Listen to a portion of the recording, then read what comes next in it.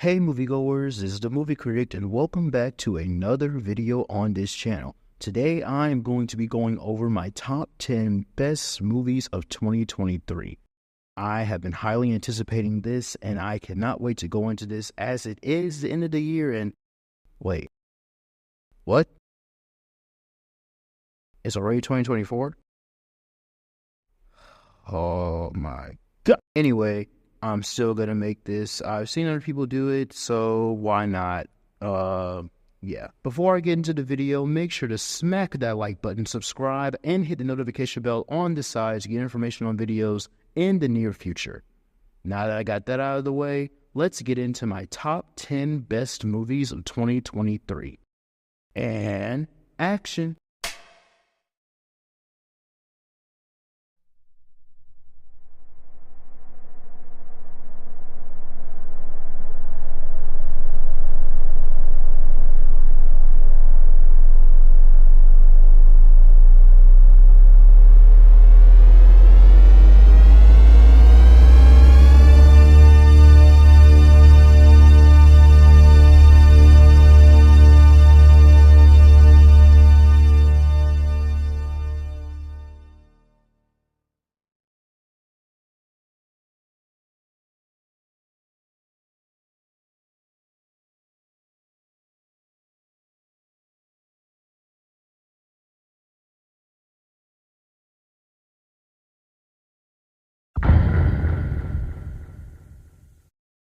Before I get into the main 10, of course, I have 5 honorable mentions that I'd like to go through before I start. And going off with number 15, I have Creed 3. This film was hands down one of the most hype moments for me in the theater this year. Michael B. Jordan did a great job with his directorial debut, and despite how you might feel about him now, Jonathan Majors did a phenomenal job as the antagonist of this film. While it is unfortunate that Sylvester Stallone wasn't in the film, I believe the narrative found a way to move on without the series' legendary character, and I can't wait for the next film. Number 14 for me is going to be The Killer. I've always heard about David Fincher and that he was a consistently good director when not counting Alien 3. After seeing this film, I am intrigued to check out his other films because this was pretty solid. Michael Fassbender kills it both figuratively and literally, and while this film isn't necessarily action heavy, its one action sequence is probably one of the best from this year. This film was a good time and watching it with friends made it even better. Number 13 for me is going to be The Boy and the Heron. This is probably the most mixed received film on this list so far. This film was my first impression of Hayao Miyazaki's films and Studio Ghibli,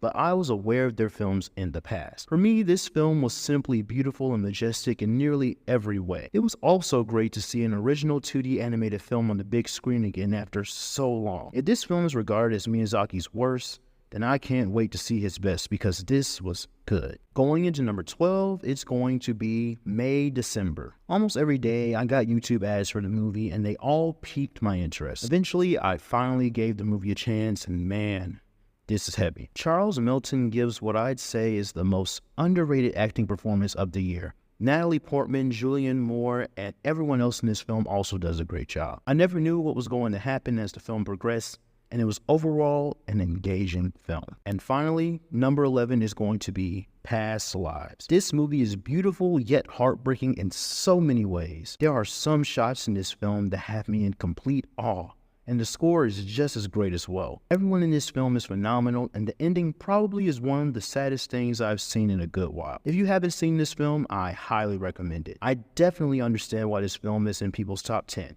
Not for me though. And in saying that, let's get into the top 10 movies that I really enjoyed this year.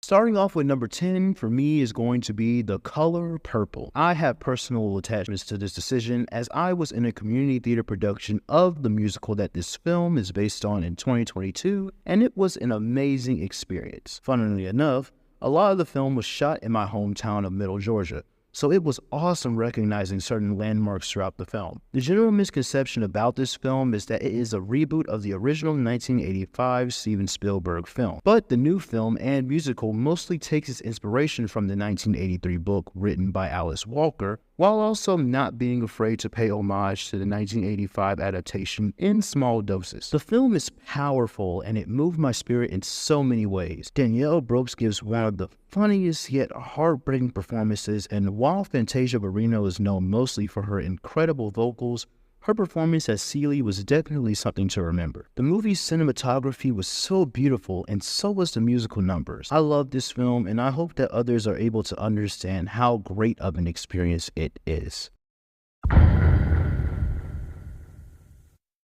Going into number 9 for me is 1001. When I made my Letterboxd review for this film, shameless plug, check out my Letterboxd if you haven't already. One thing that I said right off the bat after watching this film was that it was going to fly under the radar, and that it made me mad. I stand here now completely upset that this film never got the attention it rightfully deserves, because it's so good, man. The story follows a woman named Inez who kidnaps her 6-year-old son, Terry, from the foster care system. As the plot progresses, we learn more about Inez, and we see Terry grow up in the process. Teyana Taylor has never necessarily been on my radar when it comes to acting, as I've always seen her as a musical artist, but she gives a phenomenal performance that I wish was given attention to. The actors in charge of Terry's progression from being a kid to a young adult also did a great job as well. And the ending, man, the ending. There could be a critique for the ending being unresolved, but literally, how could you form a proper conclusion for something so tragic?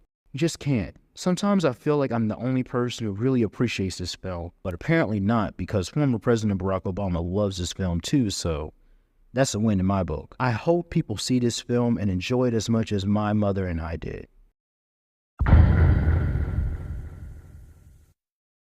Going into number 8 for me is going to be Guardians of the Galaxy Volume 3. Post-Endgame, the Marvel Cinematic Universe seemed to struggle a bit when it came to cinematic releases. Promising new projects were either decent or not that great, sequels to films were either given mixed reviews or were seen as atrocious, and directors who appeared at the MCU with intriguing ideas and takes on our beloved heroes seemed to lose the touch that they once had. All except one. James Gunn has been fired from Disney, hired at DC, made certified bangers for them, and then hired back to Disney to create his farewell statement to the MCU and to us as fans of the misfit group that is Guardians of the Galaxy. And it is glorious. The film is basically everything that I missed about the MCU and everything that I love about the Guardians, as their films are my favorites in the franchise. Rocket's story is extremely tragic, and you truly do understand why such a character had a cold heart at the beginning of it all. Each character has their time to shine throughout the film's runtime, and you never want it to end until it does. The film's ending is probably one of my favorites in all of cinema, and I was on the verge of tears. I also love how disconnected this film is from the current MCU, as James Gunn just wants us to focus on the story that he created almost a decade ago. Wow, decade, that's crazy. It is a satisfying conclusion to one of the greatest trilogies of all time, and I cannot wait to see what this man is going to do for the DC universe.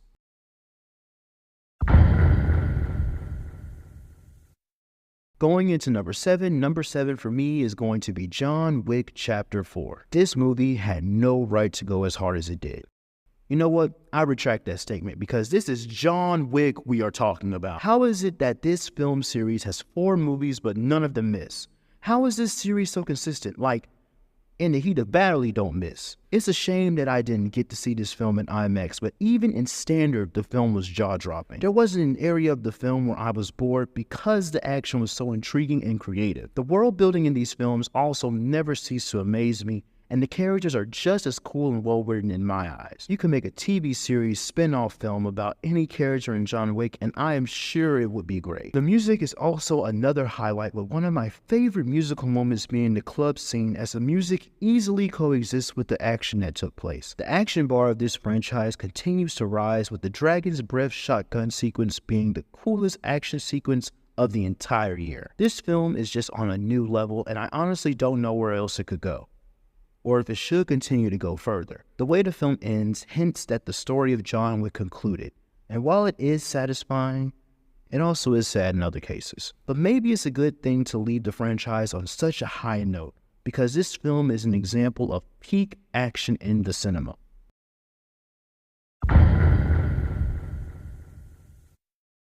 Going into number six for me is going to be Barbie. I remember when the film was first announced and we first saw images of Margot Robbie as the Barbie we know and love. And then the trailer released and the film seemed so vibrant and full of life. All I expected from this film was a good time with fun moments and a little bit of commentary on the world that we live in today.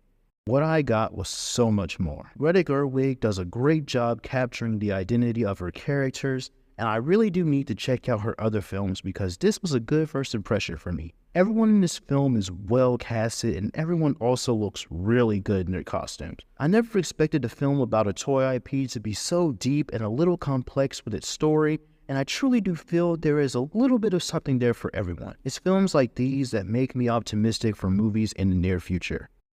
I still do wish James Marsden was in it though. Damn.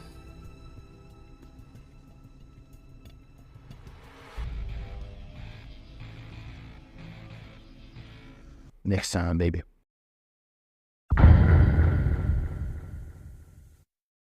Top five, let's go. Going into number five for me is going to be Spider-Man Across the Spider-Verse. All right, I know. Why so low on this list? I'll start off by giving the film the praise it rightfully deserves because the film is definitely something that will be remembered for a very long time. First things first, the animation in this film is something that I believe is worth seeing on the big screen. The first Spider-Verse film completely changed the landscape of Western animation, as you see almost every studio used its style for their films in their own way. Across the Spider-Verse not only uses this style of animation flawlessly, but it elevates upon it in a masterful way. The story is also really great as well and is even more complex than the first in my opinion, as it truly does tackle the theology of Spider-Man. And the music. Holy moly! Daniel Pemberton does a phenomenal job with the score once again, and Metro Boomin has possibly produced one of the best original movie soundtracks of this century. I also just need to talk about the voice acting in this film, like gold stars all around for everyone. It's phenomenal. The cast is just phenomenal, and so is this movie. With all of this said, while I have no issue with the film's cliffhanger, but almost everyone else does, I can admit that this film was more of a setup than anything. This doesn't make the film less of a marvel, but I just know that Beyond the Spider-Verse will blow this first part out of the water for sure, and I cannot wait. Going into number four for me is going to be The Holdovers. All throughout 2023, there was one movie that was shown at film festivals, and pretty much everyone who saw it agreed that it was one of the best movies to come out this year. This is that film. As I always seem to do, this film was a last submission watch before the year ended, as I really wanted to see if it was worth the hype. And have you ever been given a hug that was so warm that like no form of coldness could take away that warmth that you feel?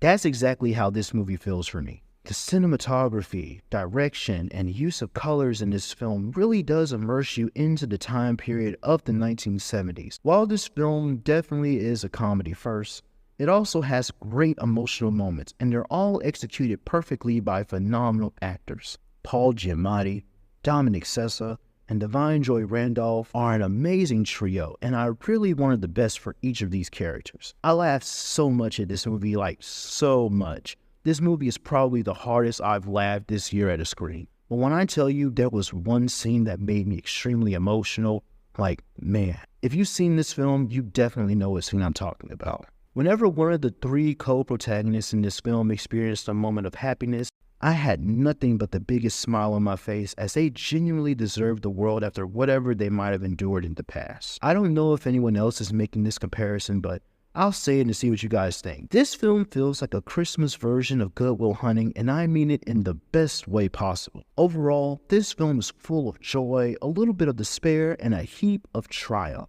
I'm glad that the film is getting the recognition it deserves, and I don't think I mess up in the head when I say that this film is officially a certified holiday classic, and I cannot wait to watch it next Christmas.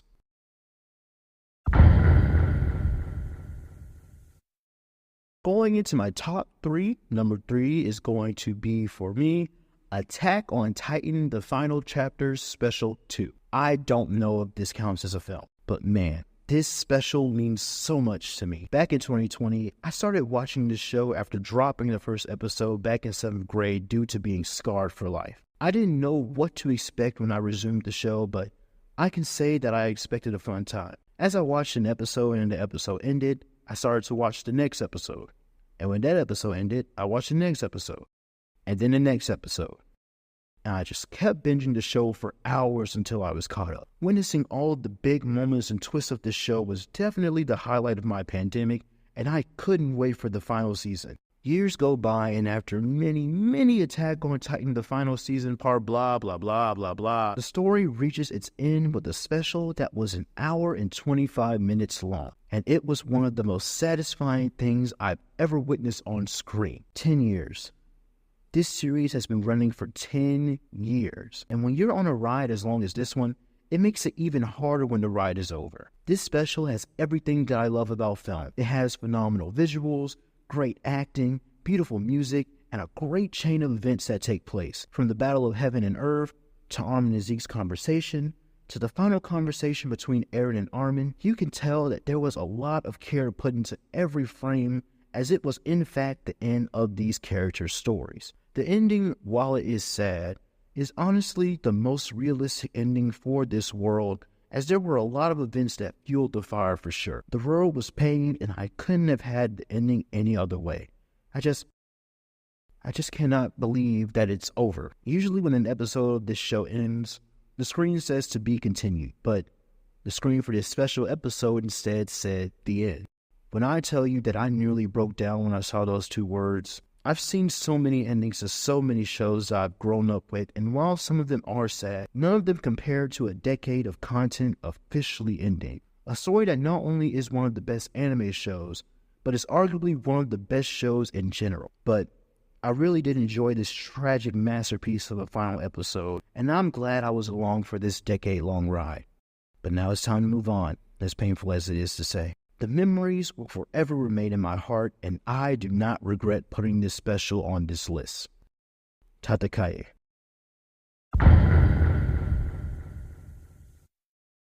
Going into number two for me is going to be Godzilla Minus One. For a few years, I was just an average kaiju film fan. I saw trailers for the MonsterVerse films, and I always thought that the monster sequences looked cool. The one thing that turned me off was how the films spent so much of its time with mediocre human characters that we rarely cared about. While these films have a special place in the movie industry, they don't always have to be. You can create an epic kaiju film with a well-executed human plotline.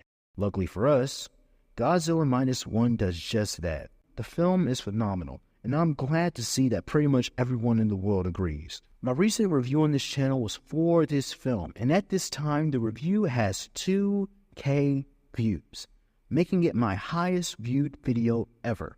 As I said in this review, this film is a perfect example of a once-in-a-lifetime cinematic experience. It literally has everything that people go to the movies for. The spectacle, action, terror, comedy, awesome sound effects, a phenomenal score. It's all right there, and it is beautiful. All throughout the story, I wanted the best for these characters, and despite how cool and epic this version of Godzilla was, I wanted them to overcome the gargantuan threat. Koichi is such a tragic character who believes that he will never be able to do enough to avenge those who died by the hands of Godzilla on Odo Island. He wishes that he died there with them, and even sometimes believes that he's dreaming the life that he has in Japan after the war. His war was not over. I know that popcorn films serve a place in Hollywood. Not everything needs to be a deep analysis of war and its effects on the nation when the government fails to do anything about it, but all I'm asking for is interesting protagonists like the ones that were in this film. This $10 million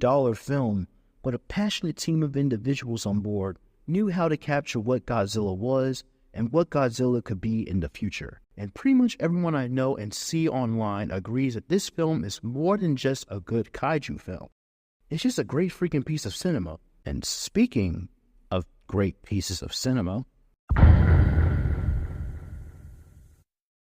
I'm gonna finally go into my number one best film of 2023.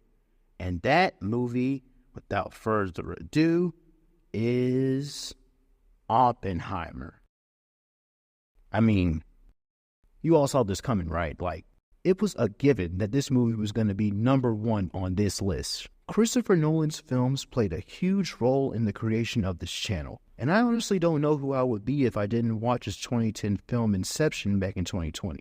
I always loved watching movies in theaters, but I thought of going to theaters with friends and family as a good time, nothing more. But watching Inception made me realize that films can be so much more than fun. They can be works of art. Ever since I watched Inception, I checked out his other films and even risked my life to go see Tenet when it released in theaters. And I don't care what people say, that movie was awesome. All of that is to say that I have been anticipating this movie ever since it was announced. And ever since I saw this film, it has never left my mind. Literally everything about this film just screams absolute cinema. And I don't think anyone can convince me otherwise. The film is probably one of the longest I have ever seen in a theater, but there wasn't a wasted minute. The screenplay is one of Nolan's strongest, with clever, well-thought-out dialogue between characters, and it also has one of the most intense and gripping last hours I have ever seen in a film, and it is all thanks to this phenomenal cast of characters. Emily Blunt, Matt Damon, Robert Downey Jr., and the person who gave one of the greatest acting performances in this century, Josh Peck. Nah, you know who it is. Cillian Murphy, baby. He has been Nolan's ride or die for as long as anyone can remember, and for all that build up to lead towards this Oscar-winning performance as Robert J. Oppenheimer, you can't help but be proud of the guy. And the score. Oh my goodness, the score. Oh! Ludwig Göransson made himself an all-timer for me with this score. I listen to different pieces on a weekly basis, and I genuinely cannot wait to see what he does next. This film is probably the peak of Christopher Nolan's career, and I honestly don't know where he could go from here. Like, what could he do after adapting the story of a man who had the knowledge to create something so beautiful on a scientific scale, just to watch it be used for destruction and pain? A man who feels like this one decision rests on his shoulders, and that whatever happens next in the world will all be his fault. I can understand the critiques of this film being long. I understand the amount of depth it has, causing people to be perplexed. I understand the criticism about the nudity scenes being unnecessary. I can understand the movie just not being for everyone, but I do not think it can be seen as a bad movie, because it isn't. There are too many elements of this film that keeps it from being seen in that light for me, and I'm glad to say that I get it. I don't know what the future holds for Nolan, but I would really like for him to win Best Director at the Oscars for what I would call the greatest biopic of all time. And the Oscar goes to Christopher Nolan Oppenheimer. This is the first Oscar win and 8th nomination for Christopher Nolan.